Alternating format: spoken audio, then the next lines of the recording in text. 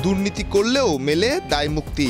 এই প্রথা যখন দৃশ্যমান তখন আলোচনা উঠতেই পারে দায়মুক্তি পেতে যাচ্ছেন কি পুলিশের সাবেক মহাপরিদর্শক বেনজির আহমেদ।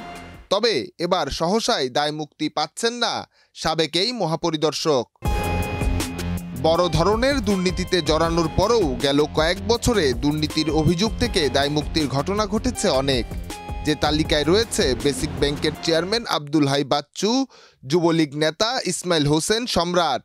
তারা প্রত্যেকেই বসেছিলেন ক্ষমতার ভ্যানগার্ড নিয়ে। আর তাই অনিয়মের এমন হোতাদের দেখানো হয় অনুকম্প।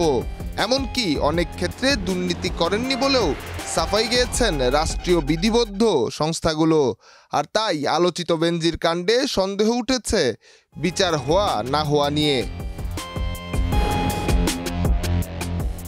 বিচার হওয়া না হওয়া নিয়ে দুদক কথা না বললেও সরকারের নীতি নির্ধারণী জায়গা থেকে জানা গেছে দায়মুক্তি পাবেন না বেনজির আহমেদ।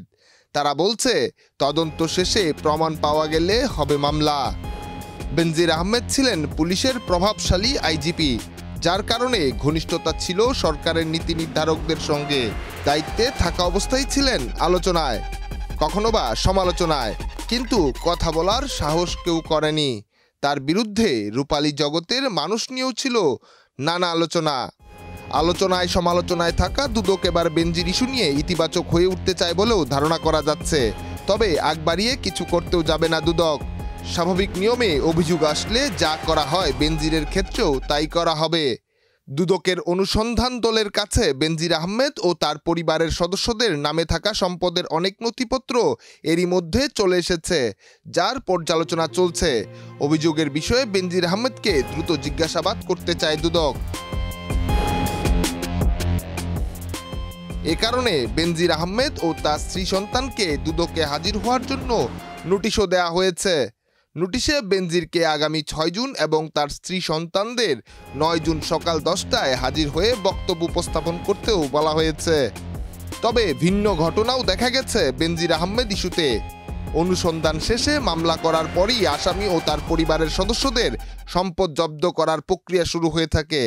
কিন্তু বেনজির কাণ্ডে অনুসন্ধানের শুরুতেই সম্পদ জব্দের প্রক্রিয়া শুরু হয়েছে।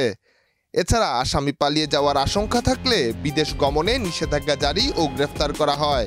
তবে এদিকে তেমন কোনো ঘোষণা বা সিদ্ধান্ত এখনো আসেনি। দুদক থেকে অভিযোগ থমকে যাওয়া ঘটনার বাস্তবতা থাকায় বেনজির নিয়েও শুরু হয়েছে গুঞ্জন। আইনি কাঠামোতে ফেলেই কি মুক্তি পাবে বেনজির, নাকি দুদক নিজের ইমেজ রক্ষায় সক্রিয় থেকে পর্দা নামাবেন বেনজির কাণ্ডের? নিহার সরকার অঙ্কুর, ডেস্ক রিপোর্ট, দেশ রূপান্তর।